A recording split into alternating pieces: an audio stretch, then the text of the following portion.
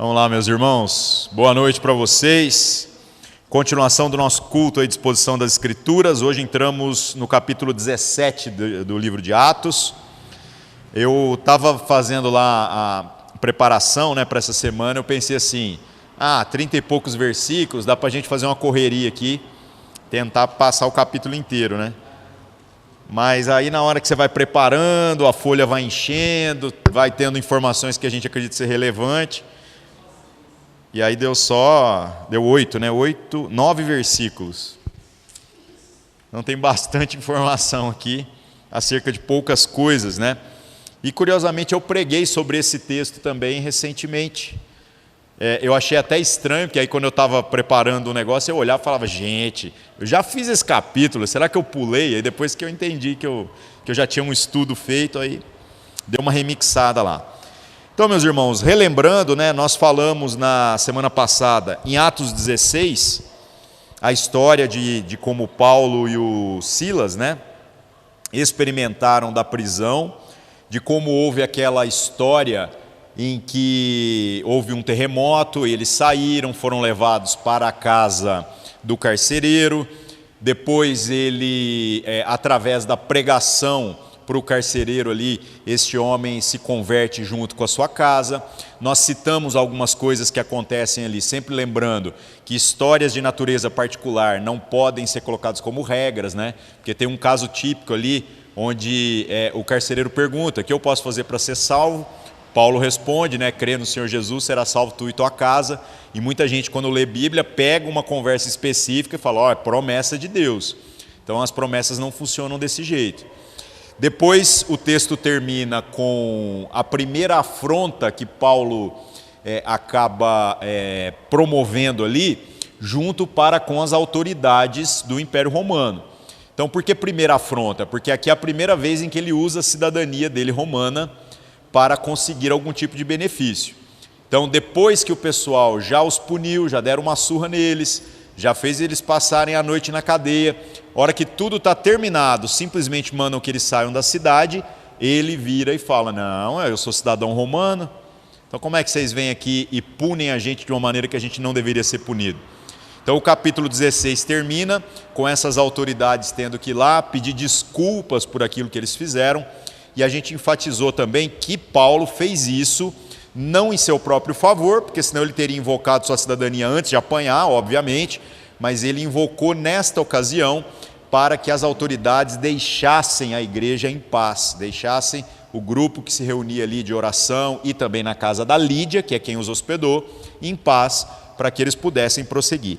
O que vai acontecer no capítulo 17 agora é a progressão da mesma viagem. Lembrando que nós estamos na segunda viagem missionária do apóstolo Paulo, e agora, essa segunda viagem, ele passa por alguns lugares que já havia passado, mas também está desbravando novas terras. Então nós estamos indo para as cidades aqui dessa segunda viagem. Antes da gente entrar na exposição do capítulo 17, vou pedir para o Rafa ler para nós os 9 primeiros versículos. Por favor, Rafa. E passando por Anfípolis e Apolônia, chegaram a Tessalônica, onde havia uma sinagoga de judeus. E Paulo, como tinha por costume, foi ter com eles, e por 3 sábados disputou com eles sobre as Escrituras, expondo e demonstrando que convinha que o Cristo procedesse e ressuscitasse dos mortos. E este Jesus que vos anuncio, diziam ele, é o Cristo. E alguns deles creram e ajuntaram-se com Paulo e Silas, e também uma grande multidão de gregos religiosos e não poucas mulheres distintas. Mas os judeus desobedientes, movidos de inveja, tomaram consigo alguns homens perversos dentre os vadios e, ajuntando o povo, alvoroçaram a cidade e, assaltando a casa de Jason, procuravam tirá-los para junto do povo. Porém, não os achando, trouxeram Jason e alguns irmãos à presença dos magistrados da cidade, chamando. Estes que têm alvoroçado o mundo chegaram também aqui, os quais Jason recolheu. Todos estes procedem contra os decretos de César, dizendo que há outro rei, Jesus. E alvoroçaram a multidão e os principais da cidade que ouviram essas coisas. Tendo, porém, recebido satisfação de Jason e dos demais, o soltaram. Tá, beleza. Pouquinho texto, né, meus irmãos? Mas tem bastante curiosidades aqui para a gente percorrer. Então vamos lá. Voltando no verso 1 do capítulo 17, diz: passando por Anfípolis e Apolônia, chegaram a Tessalônica, onde havia uma sinagoga de judeus. O que é interessante na narrativa aqui do começo do capítulo 17? Nós temos sempre uma crise quando pegamos textos tão antigos, da gente discernir o quanto dessa história é verdade, historicamente falando. O quanto que essa narrativa não é uma narrativa de natureza fantasiosa. As pessoas que não têm a fé nas Escrituras, o tempo todo estão fazendo esse tipo de crítica. Aqui há uma precisão na narrativa de Lucas, ao escrever o livro de Atos, que dá para nós não apenas uma confirmação histórica de que esse livro está falando sobre locais reais, pessoas reais e situações reais, como também está falando de alguns elementos que existem apenas durante aquele tempo, existem apenas durante aquela época. De maneira específica, nesse verso aqui, ele cita a viagem de Paulo, Silas e Timóteo por uma estrada militar romana muito conhecida, que era conhecida por Via Ignatia, e fala exatamente sobre essas cidades. Então a citação a respeito de Anfípolis e Apolônia para chegar a Tessalônica demonstra algumas coisas práticas que podem enriquecer o nosso entendimento. Uma delas é de que, se Paulo está percorrendo, junto com os outros discípulos aqui, uma estrada militar, uma estrada real, e os romanos, meus irmãos, na colonização de todos os lugares que eles acabaram dominando no mundo antigo, o grande ponto forte do Império Romano foi a construção de estradas. Porque uma guerra sempre envolve o deslocamento de forças, de tropas, de recursos, e isso tudo fica muito caro quando você está se deslocando em locais que não tem estrada. Você tem que enfrentar montanhas, rios, situações muito adversas. Então o que os romanos faziam? À medida em que eles conquistavam lugares, eles começavam a botar o povo para trabalhar e começaram a criar estradas por todo o mundo antigo. Essas estradas tinham fins militares. Então os seus exércitos se deslocavam por elas tranquilamente. E essas estradas não foram construídas aleatoriamente. O povo não tinha o direito de pedir para o Império Romano para fazer uma estrada que o beneficiasse. Os interesses eram meramente estratégicos do próprio Império Romano em chegar em locais estratégicos para que dali pudesse ir para outros lugares, tudo muito arquitetado pela mente dos imperadores. Paulo, usando um pouquinho de inteligência aqui, faz algo muito razoável.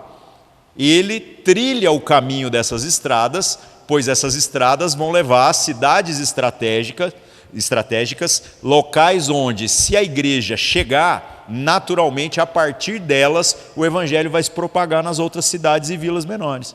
Então a gente vê que a intenção de Paulo de propagar o evangelho não é algo meramente fruto do acaso.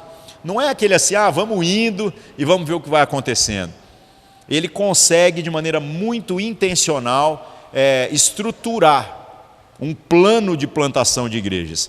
E eu gosto de falar sobre esse assunto, porque nos nossos dias, toda vez que nós falamos sobre fazer algum plano, no sentido de sonhar com a plantação de igrejas, tentar alcançar a cidade, tentar alcançar as cidades próximas, tem gente que tomou alergia disso. Tem gente que fica assim, não, gente, a igreja fica fazendo esses planejamentos aí, o que isso tem a ver com as coisas de Deus?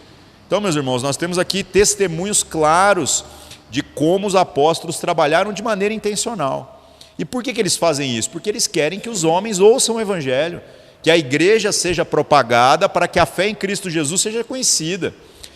Esse esforço todo trazia benefícios para os apóstolos? Muito pelo contrário, trazia trabalho. E se vocês pararem para ver, as cartas depois que Paulo vai escrever aqui para as igrejas, é exatamente um acompanhamento, é exatamente um monitoramento em cima do trabalho que essas viagens missionárias acabou por trazer. Então, meus irmãos, há uma estratégia. A igreja é estratégica desde sempre aqui. Nós vemos também que Cristo fez o mesmo tipo de coisa. Tem gente que quando lê lá os evangelhos fica imaginando que Jesus e os apóstolos estão lá no meio do mato, né? Aquela coisa bucólica, sem nada para fazer, né? Tipo, o que nós vamos fazer hoje? Se aparecer um doente a gente cura, né? E quando você relê os evangelhos com o olhar correto, você vai ver que Jesus ia de aldeia em aldeia, de cidade em cidade. Quando nós falamos de um conceito que é até novo, tem só 100 e poucos anos, que é essa ideia da missiologia, principalmente a missão urbana, sobre como a igreja cumpre a missão de Deus na cidade, tem gente que acha que nós estamos falando de um assunto novo, que nós estamos falando de ficar ganhando roqueiro, de ficar ganhando prostituta, morador de rua. Meus irmãos, a igreja já surge como base, como núcleo, nas cidades. Jesus ia de cidade em cidade, de aldeia em aldeia. Depois os seus discípulos fizeram a mesma coisa. E nós então temos que fazer o quê? Se a gente não consegue como igreja enxergar as demandas de missão dentro da nossa própria cidade e começar a pensar em cada núcleo urbano como um desafio a ser alcançado, nós não estamos fazendo nem aquilo que eles já testemunharam que deveria ser feito. Então, gente, não dá para viver nem esse negócio bucólico de achar que é só vir para o culto, ir embora para casa e está tudo resolvido, e muito menos também achar que o propósito da igreja é ficar fazendo coisa só lá na África, né? Vamos montar uma missão, vamos lá na África. É importante ir lá. É importante socorrer os irmãos nas suas necessidades e pregar o evangelho em locais distantes. Mas se nós não somos missionários, nós não somos parte da missão de Deus, no local onde Deus nos colocou, a verdade é que nós não somos missionários em lugar nenhum. Então, Paulo foi intencional e nós devemos ser intencionais também. Pensando agora de maneira mais individual, será que nós, no nosso trabalho, na nossa relação com a família, a gente é intencional? Eu não estou dizendo para a gente também ser o chato, que quer ficar pregando para todo mundo, que quer aproveitar as oportunidades de família para transformar as festas num culto. Aí não, ninguém merece também, né? Você vai arrumar a antipatia das pessoas. Mas um mínimo de intencionalidade funciona. Ser aquele que faz um esforço de estar próximo, faz um esforço de fazer com que o outro saiba que você está à disposição quando a pessoa precisar de uma oração. Muitas vezes, quando a nossa família ou quando as pessoas que trabalham próxima da gente estão precisando de alguma coisa, elas vão procurar um homem de Deus ou uma mulher de Deus em outro lugar e não nas nossas próprias vidas. Então nós precisamos ser mais intencionais. Essa intencionalidade, meus irmãos, é tradução de um entendimento de espiritualidade que a gente vê aqui na igreja primitiva, tá? E ainda no verso 1, diz então que eles chegaram em Tessalônica e foram para a sinagoga dos judeus. A cidade de Tessalônica, ela era a capital da Macedônia. Lembrando que nos capítulos anteriores, o desejo do apóstolo Paulo era ir para a Ásia. Então ele está lá no mapa, ele deseja ir para a direita e para cima, só que aí o Espírito Santo os impede e diz que eles devem voltar viajando para a esquerda pelos mesmos lugares onde ele já havia passado. E aí então ele tem a visão lá no seu sonho de um homem da Macedônia que os chama. Paulo agora está cumprindo então o chamado, ele está na Macedônia. A cidade de Tessalônica é a principal cidade, a maior cidade, o grande centro comercial e também é a capital da Macedônia. Então Paulo está seguindo o plano daquilo que o Espírito Santo interferiu no projeto deles de evangelização. E o que a gente vai ver é que essa intencionalidade de se pregar o evangelho, de se plantar igrejas, se cumpre de uma maneira muito convincente. Por quê? Porque se você olhar a carta de Paulo aos Tessalonicenses, o que você encontra lá? Não apenas o testemunho de uma igreja viva, mas em 1ª e 2ª Tessalonicenses, mas a gente também encontra o testemunho de que a partir da cidade de Tessalônica, outras igrejas foram plantadas. Então o negócio aconteceu mesmo. O plano foi bem sucedido. Quer falar, Eric?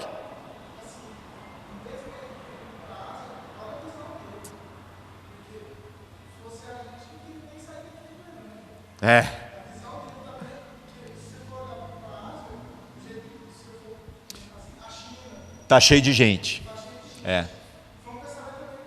Sim, estratégico. E eu entendo. Eu entendo perfeitamente, porque estando ali no Oriente Médio, o pensamento é esse que você está falando. Paulo podia virar e falar assim, onde tem mais gente? Na China, na Índia, vamos para lá. Mas o Espírito Santo foi mais estratégico do que o próprio apóstolo, né?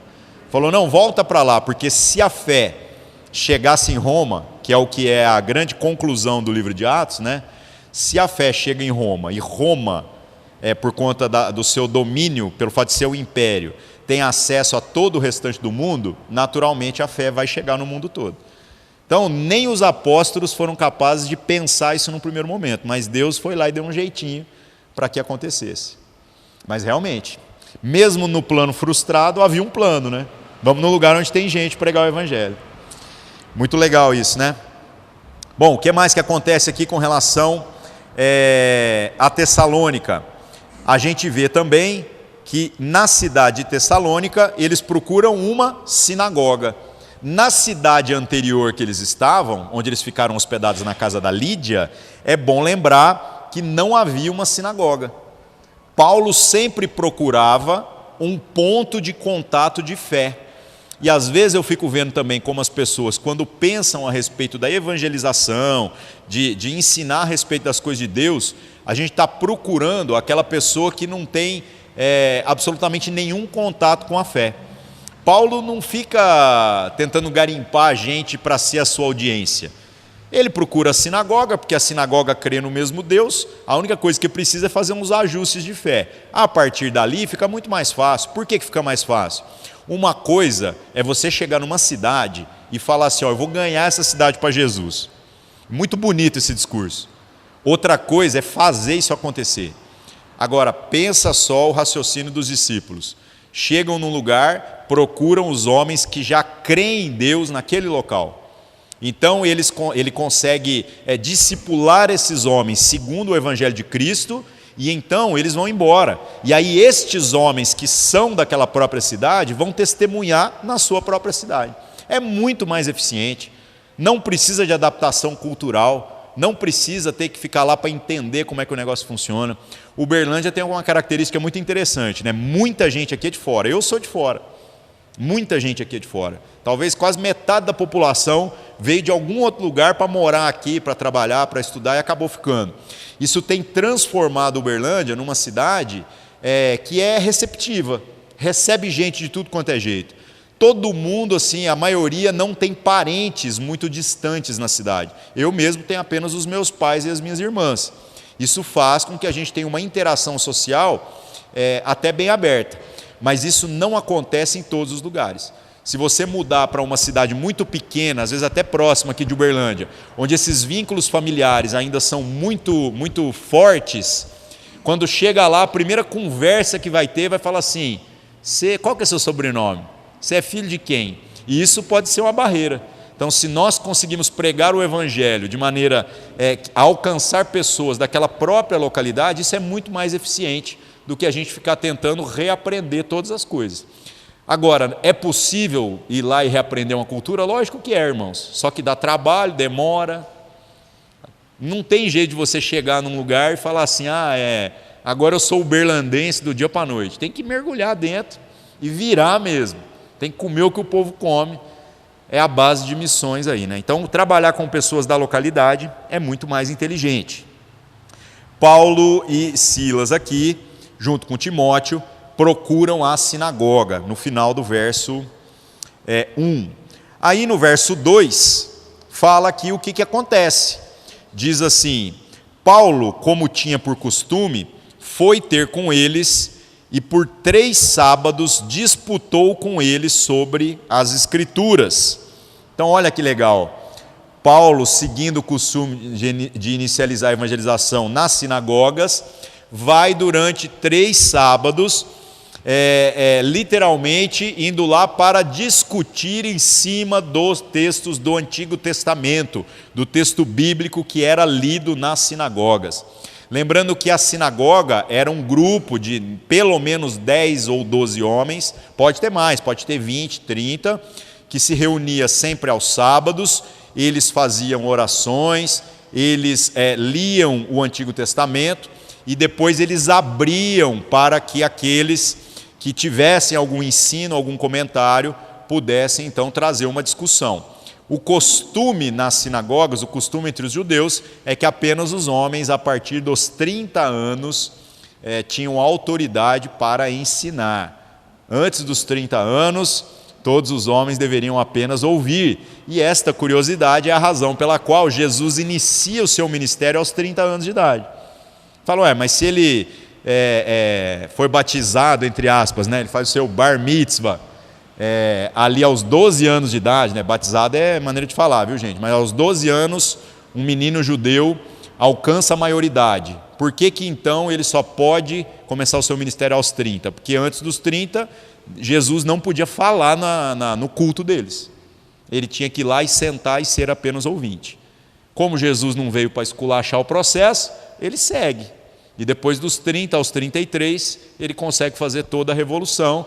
E quando ele chega na sinagoga e começa a trazer o seu ensino, como que as pessoas o tratam? Chamam ele de rabino. Rabino, ou seja, mestre, porque Jesus ensina com muita autoridade. Neste local aqui, a gente vai ver Paulo, Silas e Timóteo, mas principalmente Paulo, indo para a sinagoga, sempre no sábado, que é o dia em que esses judeus se reuniam, e aí disputava com eles. Gente, disputar é literalmente, um fala o que pensa, e então ele vem e argumenta, fala, não, mas eu creio que isso não é dessa forma. É uma disputa, mas entendam que não é uma disputa para ver quem está certo, é uma disputa em favor de todos, para que se encontre a verdade. Uma das coisas que talvez seja mais perturbadora nos nossos dias é sobre como as questões religiosas estão carregadas de apego emocional muito mais do que de conclusões lógicas, conclusões que fazem todo sentido. Por exemplo, muitas pessoas dizem, eu creio assim. E aí você começa a fazer perguntas para as pessoas, você diz assim, mas por que você crê assim? Eu creio assim porque a igreja me ensinou assim. Aí você diz, mas de onde a igreja tirou essa ideia? Não, a igreja tirou da Bíblia. Aí você fala, então vamos lá na Bíblia. Aí você mostra para a pessoa que isso pode ter sido um equívoco, que alguém leu errado e depois ensinou errado e foi replicado errado. Aí na hora que a gente traz isso à luz, qual que é o posicionamento da pessoa? Ela literalmente fecha a Bíblia e fala assim, não converso mais com você, porque você está querendo mudar a minha religião. Não, irmãos, isso não faz sentido. Porque na verdade, o que é que eu ganho quando você muda a natureza da sua relação com Deus? Eu não estou fazendo discípulos para mim. Eu não estou ganhando dinheiro às custas de ninguém. Então, honestamente, não faz nem sentido perder tempo nesse tipo de discussão. Agora, mudar de ideia traduz até mesmo em certos níveis sabedoria. Pois se alguém demonstrar para mim que eu acreditava que a vontade de Deus era uma, mas alguém então trazendo a Escritura mostra para mim que a vontade de Deus é outra, quem está errado sou eu. Eu tenho que agradecer. Neste sentido, Paulo conseguia conversar com os irmãos. Ele não estava desmontando a fé dos judeus. Ele estava demonstrando que aquela fé era verdadeira, todos os preceitos estavam corretos, mas aquilo tudo tinha um propósito. E aí Paulo então conectava a pregação acerca desse propósito, apresentando Cristo Jesus. É exatamente o que a gente vê no verso 3. Diz assim, expondo e demonstrando que convinha que o Cristo padecesse e ressuscitasse dos mortos.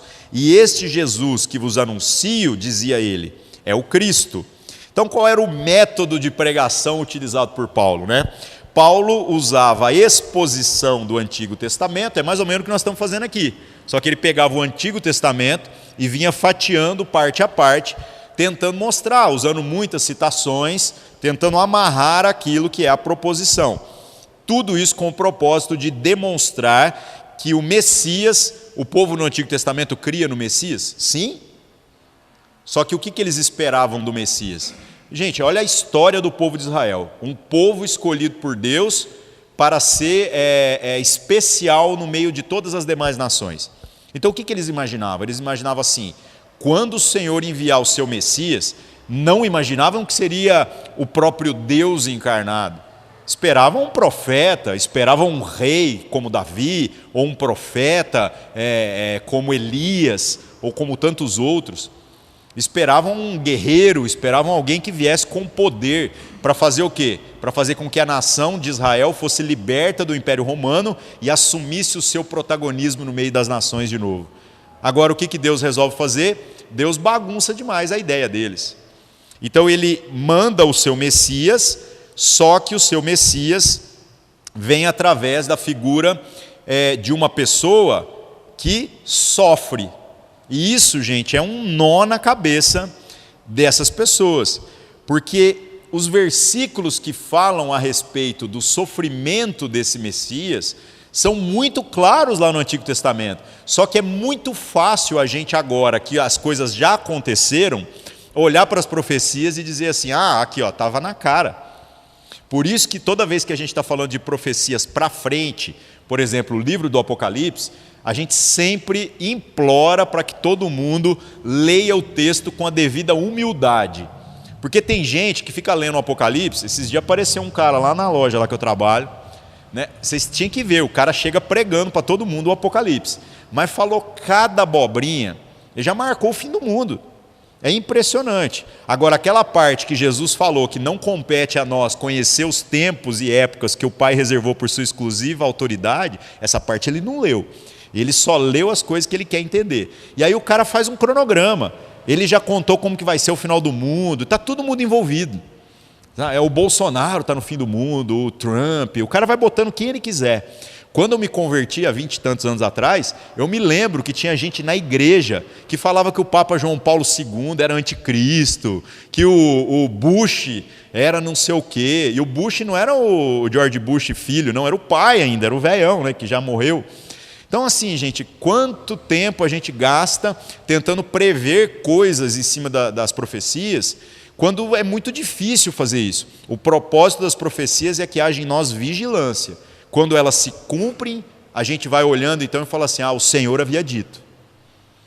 As profecias dizem para nós que vai vir um tempo muito difícil, mas que o final termina bem. Então a gente vigia, mas a gente não fica na ansiedade da profecia. Aqui é isso que está acontecendo. Os caras têm o mesmo Antigo Testamento que a gente tem, os textos que falam a respeito do sofrimento do Messias são muito claros, agora que já passou. Mas antes eles olhavam e falavam assim, olha, a Escritura fala sobre um Messias que vai vir de maneira gloriosa, que vai vir para vencer. Só que também fala a respeito desse homem de Deus que é um homem de dores. E eles não conseguem associar que essas duas pessoas são uma só. Esse é o desafio da interpretação do judeu. E aí Paulo faz o quê? Disputa com eles e de maneira bem mastigada mostra para eles que aquele que haveria de sofrer era o próprio Messias. Então ele vem fazendo uma construção ali teológica, né? Os judeus falavam, poxa vida, como pode um rei vencedor ser um servo sofredor? Que sentido é esse, né? E aí, no final das contas, Paulo argumenta. Ele fala assim, olha, o Messias não só tinha que morrer, mas ele depois ressuscitaria. Ele venceria o maior inimigo de todos, aquele que nenhum dos outros homens de Deus, homens e mulheres de Deus, acabou vencendo no cumprimento de seus ministérios. Ele venceu a morte, e aí então ele apresentava a história do próprio Jesus, a história que os apóstolos testemunharam. E a história, Paulo não andou com Jesus, né? Mas ele foi chamado pelo Cristo posteriormente, ele teve uma visão lá, então eles testemunhavam tudo isso. Ele falava, eu vi o Cristo ressurreto, né? Eu tive contato com ele. Essa mensagem é poderosa, né? E naturalmente deu muito fruto. Aí no verso 4, o que acontece, meus irmãos? Frutos, muitos frutos. Alguns deles creram e ajuntaram-se com Paulo e Silas, e também uma grande multidão de gregos religiosos e não poucas mulheres principais. Lembrando que, como nós estamos falando de uma cidade que não está lá na Judéia, então aqui o padrão cultural já é diferente. O que são essas mulheres principais? Aqui tem muitas mulheres mais ativas na sociedade. Lá na Judéia, uma mulher dificilmente teria uma posição de destaque, como a gente já vê na cultura grega. Outra coisa que é muito clara aqui no verso 4 é a separação que ainda há entre as pessoas, que a gente já comentou em outras ocasiões, que é o grande tema do livro de Paulo, a carta de Paulo aos Efésios. Paulo, na carta aos Efésios, que a gente já estudou, ele fala que não existe mais separação entre aqueles que são povo de Deus, os judeus, e os gentios, que são os povos pagãos. Aqui, como essa carta ainda não foi escrita, essa grande argumentação ainda não está amarrada, a gente vê como naturalmente o próprio Lucas descreve essa separação. Fala, então alguns deles creram. Está falando de quem? Dos judeus, é sinagoga, né? Mas também, quem mais? Grande multidão de gregos, como se os dois grupos não fossem parte de um grupo só. Então esses gregos são os gentios. Então alguns dos judeus e grande multidão de gregos. Por isso que Paulo se denomina o apóstolo dos gentios. Ele fala, eu chego num lugar, o primeiro lugar que eu procuro para pregar é a sinagoga, é o lugar onde os judeus se reúnem. Então, usando a escritura, eu consigo elucidar o grande mistério acerca dos planos de Deus na própria escritura que já nos havia sido dada, sobre como Cristo é o cumprimento de todas as coisas. Só que na hora que eu faço essa pregação, alguns judeus se convertem, mas os outros que não são judeus e simpatizam com Deus se convertem no atacado.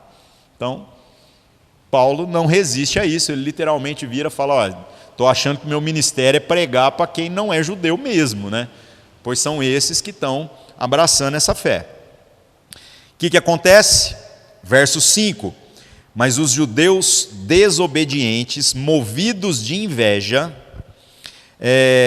tomaram consigo alguns homens perversos dentre os vadios e, ajuntando o povo, alvoroçaram a cidade e, assaltando a casa de Jason, procuravam tirá-los para junto do povo.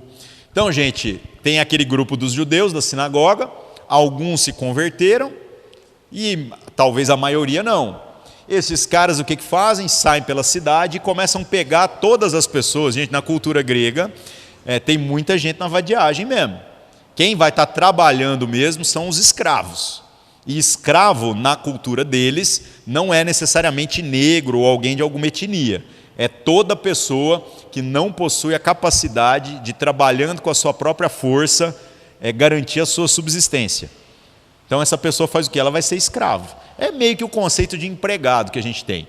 Outro tipo de pessoa que se torna escravo, a diferença é que você não pode mudar de emprego quando você quer, outro tipo de pessoa que se torna escravo é aquela pessoa que deve.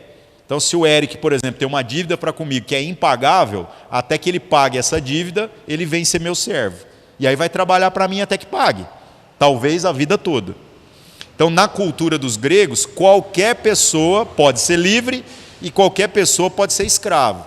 Eles dizem, segundo a sua tradição, que os deuses é que vão dizer quem é isso ou quem é aquilo. Basicamente, essa é uma forma de dizer, se conforme com a situação que você está.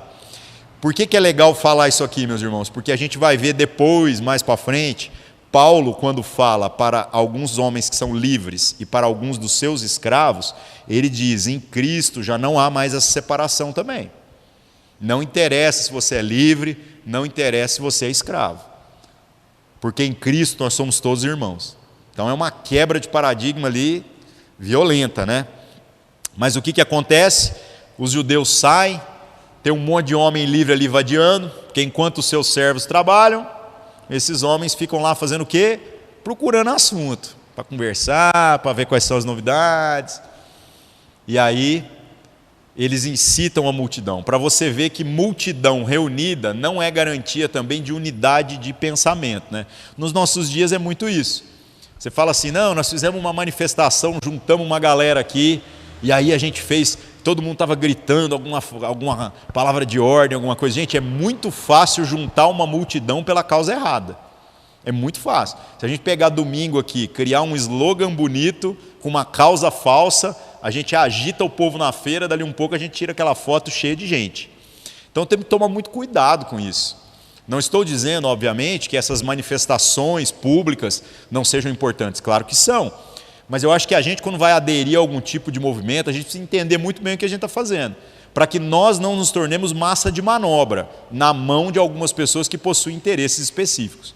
Aqui nessa situação, os judeus saem e começam a gritar e agitar o povo, e o povo não tem nada para fazer, ouviu um pouco daquilo que queria ouvir e vai aderindo.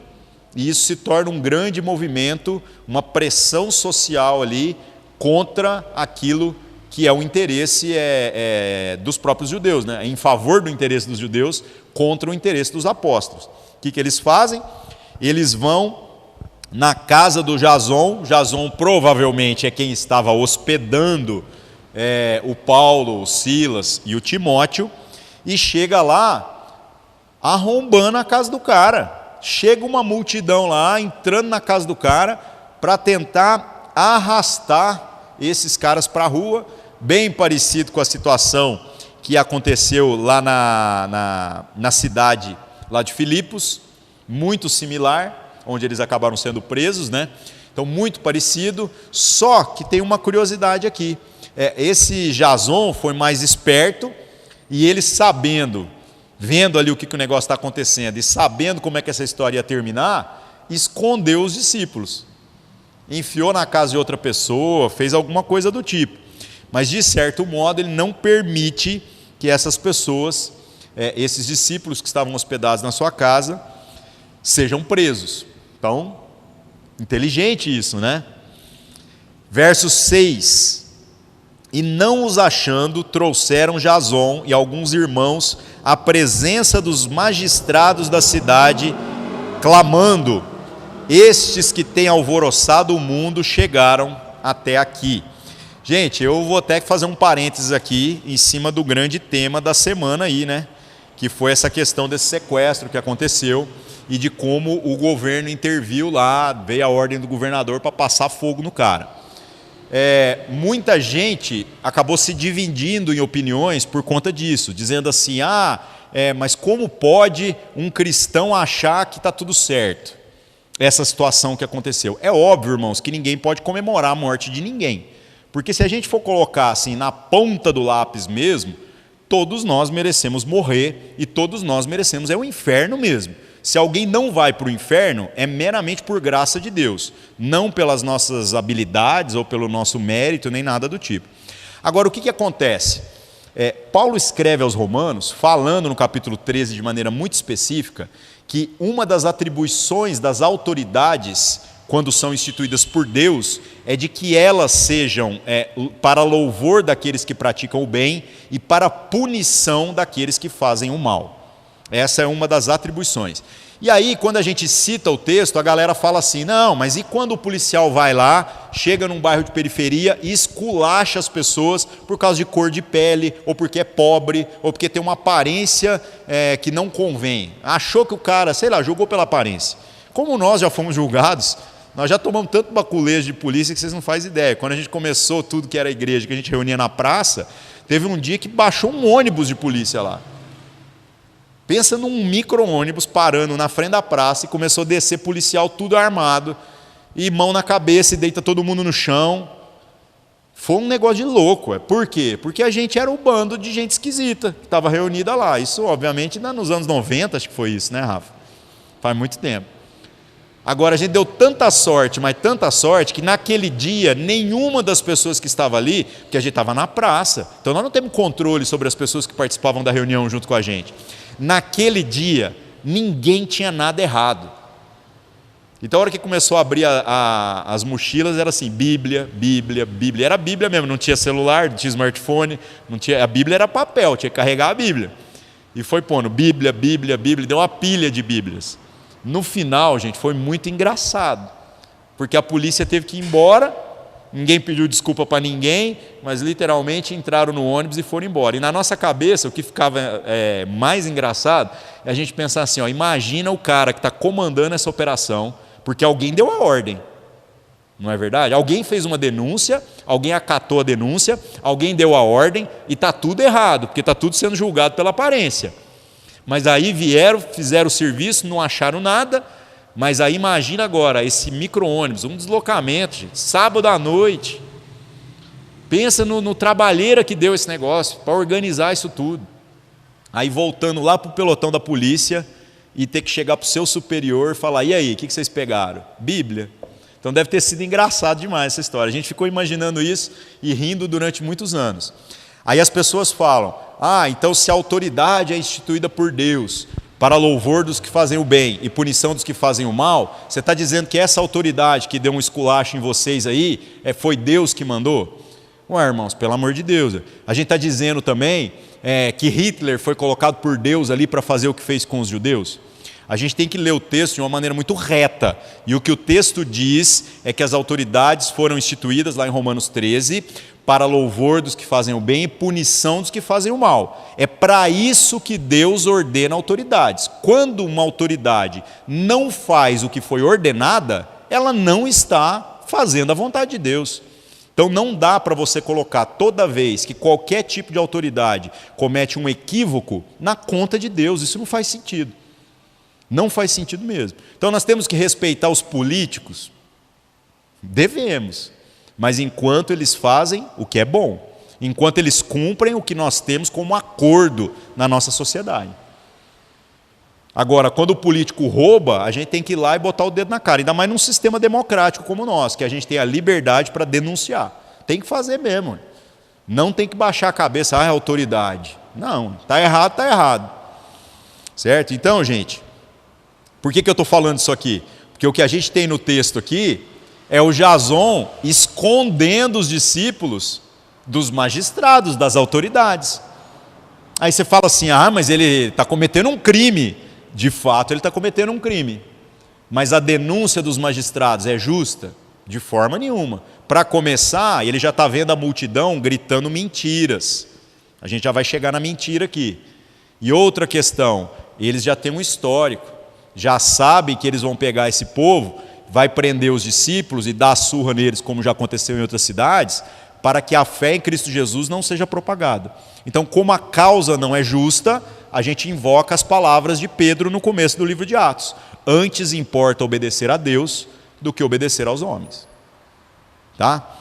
Então, meus irmãos, a autoridade é instituída por Deus quando ela cumpre o seu papel. Quando ela não cumpre, aí ela é instituída por quem? Às vezes até pelo diabo, se for ver, né? Mas muitas vezes é instituída pela vontade humana. Aí essa autoridade tem que tomar cuidado. Tem que tomar cuidado mesmo. Porque aí a gente começa já a não saber quando que a polícia é polícia, quando que a polícia é bandido. Mas, irmãos, nós não podemos também ficar com raiva de polícia. Talvez, sabe o que a gente precisava? De mais pessoas que têm valores corretos, que sejam cristãs, na polícia. Por quê? Porque a gente tem que mudar esse negócio. Até quando vai ser desse jeito? Então, pelo amor de Deus, nós precisamos de pessoas que tenham valores corretos na política. Eu não estou falando de pastor político, viu, gente? Porque geralmente o pastor político, ele está querendo alguma outra coisa lá que ele está querendo ganhar. Eu estou falando de pessoas que sejam cristãs verdadeiramente, que não precisa botar o título na sua campanha, que a hora que chega lá militem pela causa da justiça. Não é para ficar dando alvará para a igreja, nem para governar para os crentes. É para governar para todos, com justiça.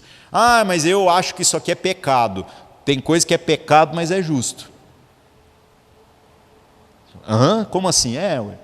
Por exemplo, você acha que um governo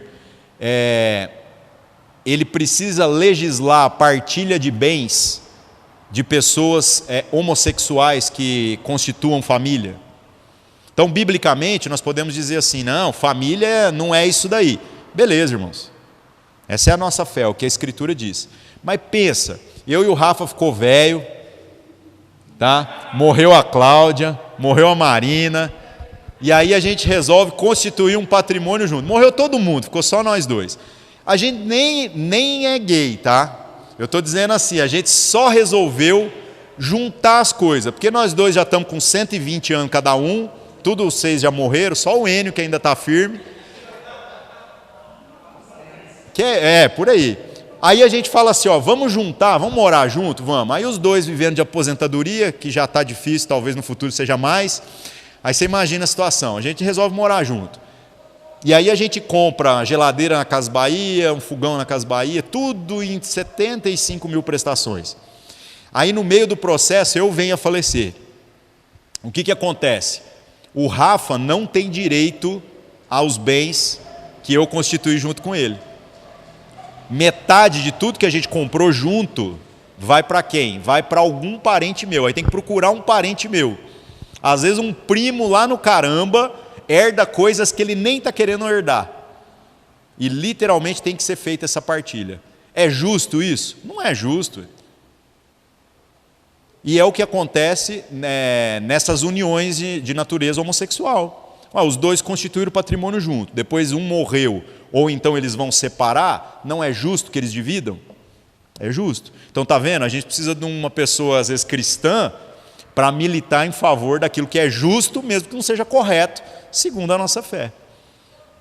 Agora vai o pastor candidato lá, o que o pastor candidato vai virar e fazer? Fala assim, não, tem que se ferrar mesmo. Não, pelo amor de Deus, gente.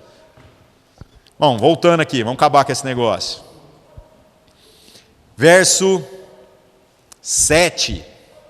Então o que eles fizeram no 6? Foram lá e pegaram o próprio Jason e trouxeram ele para o lugar ali, ali na rua, diante dos magistrados, onde eles queriam julgar os discípulos. Antes de entrar no 7 aqui, viu gente, tem um comentáriozinho aqui que eu pulei. A palavra autoridades, que a gente vê aqui no magistrados, no verso 6, no original, ela está descrita como politarcas. Isso é também uma coisa interessante, porque muitos críticos da Escritura, linguistas, disseram que Lucas, quando escreveu isso aqui, errou feio. E eles citavam essa questão dos politarcas como se fosse uma prova de que talvez essas coisas aqui sejam meio que invenção, sejam fruto mais da imaginação ou de uma história que ele ouviu do que propriamente de algo que eles viveram e presenciaram. Só que o que aconteceu foi que nas últimas décadas foram feitas algumas escavações ali naquela região da Macedônia e descobriu-se alguns arcos, aquelas construções romanas, onde estava gravado em pedra a palavra que ele utilizou. Então, para você ver que coisa engraçada, como que a arqueologia ainda tem lá a sua utilidade na construção da nossa percepção de elementos da Escritura. Então, durante quase 2000 anos, se falou que essa narrativa aqui estava errada. E aí agora a gente encontrou uma prova lá de uma construção que tem 2000 anos, que é ali do primeiro século, e aí quando você vai ver que na verdade o Lucas descreveu precisamente o nome que era utilizado para se referir aos magistrados daquela cidade. Então, isso enriquece demais, meus irmãos? Aí o verso 7, foram lá então, pegaram Jason e acusaram ele de ter escondido os discípulos, E qual que é a acusação contra os discípulos? Todos estes procedem contra os decretos de César, dizendo que há outro rei, Jesus. Gente, Paulo também, de uma maneira extraordinária, sabia que esse negócio de pregar Jesus como rei era um tiro no pé. Por isso que raramente você vai encontrar essa expressão nas cartas paulinas. Como que Paulo fala sobre Jesus? Ele fala, Jesus é o Senhor. Porque qual é a sentença condenatória sobre a pessoa de Jesus? É a plaquinha que está lá em cima da cruz, Esse é o rei dos judeus. Então, na verdade, a sentença contra Jesus é de que ele se afirmou ser rei. E o Império Romano é altamente intolerante contra qualquer discurso de sedição que ameace o governo do imperador. Se alguém virou e falou que é rei, e rei vai concorrer com o reinado do César, essa pessoa vai ser punida exemplarmente, sendo que a crucificação romana era uma das punições mais clássicas contra o crime de sedição. Então, Paulo, sabendo disso, nas suas cartas você vai vendo que raramente ele cita essa expressão.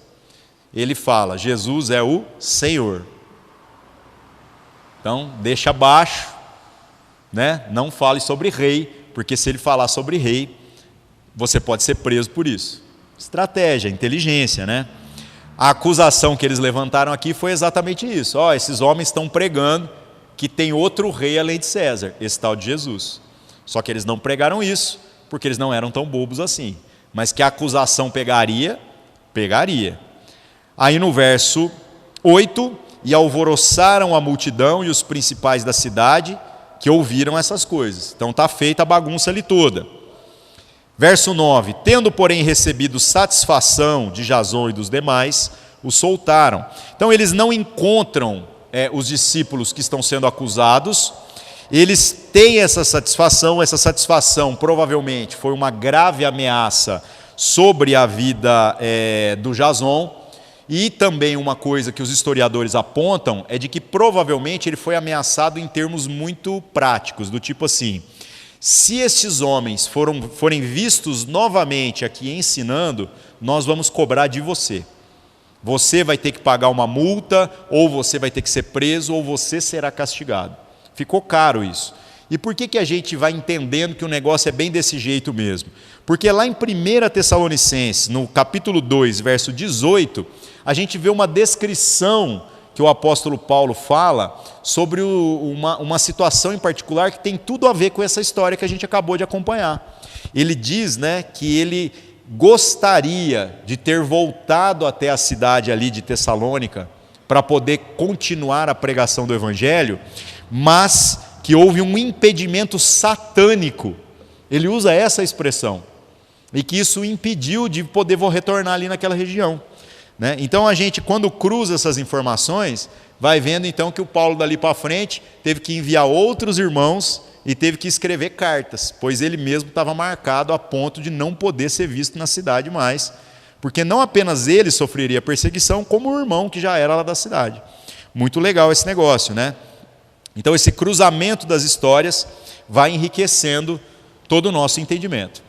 Na semana que vem, a gente vai continuar aqui no verso 10, e a gente vai ver que eles então vão para outras cidades. A viagem continua, e então há muito fruto, há muitas coisas que vão acontecendo que são bem interessantes ainda dentro desse capítulo.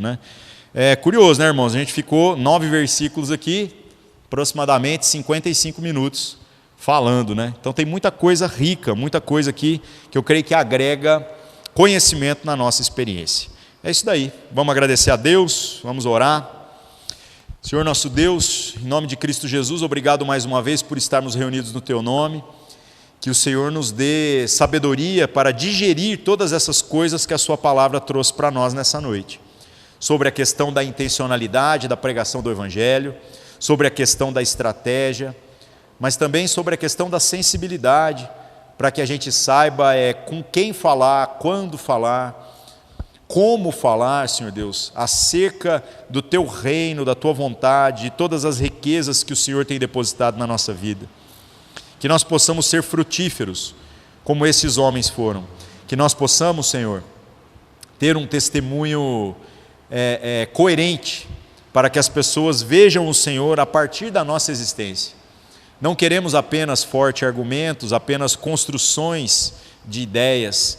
Queremos, Senhor Deus, viver essa verdade para que o Teu nome seja glorificado a partir da nossa vida na existência das pessoas que estão próximas a nós. Em nome de Cristo Jesus oramos e agradecemos. Amém.